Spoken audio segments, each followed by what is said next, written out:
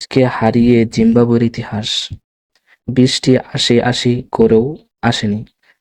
সিলেট আন্তর্জাতিক স্টেডিয়ামে আলোক স্বল্পতায় চতুর্থ দিনের খেলা বন্ধ হতেও হয়নি।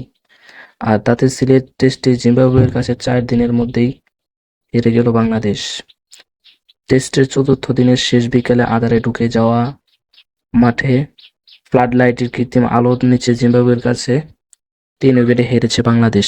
দ্বিতীয় ইনিংসেও ৫ উইকেট নিয়ে বাংলাদেশকে স্বপ্ন দেখিয়েছিলেন মেহেদী হাসান মিরাজ। সেই মেহেদী মিরাজকে রিজার্ভ সুইপে বাউন্ডারি মেরে জিম্বাবুয়েকে জিতিয়ে দেন ওয়েলসলি মাদেবেরে।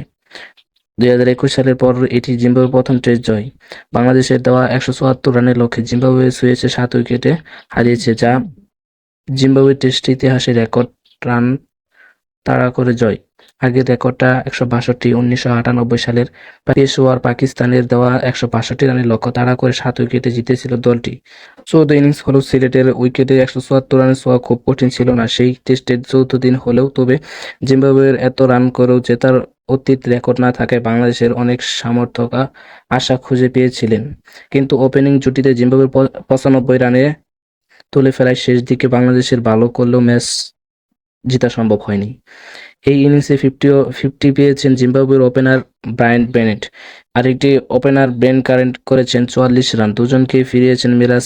ওপেনিং জুটি ভাঙার পর মিরাজ তাইজুল নিয়মিত বিরতিতে উইকেট নিয়েছেন। তবে দলকে জয় এনে দিতে পারলেন না তারা। টেস্ট ক্যারিয়ারে তৃতীয়বার ১০ উইকেট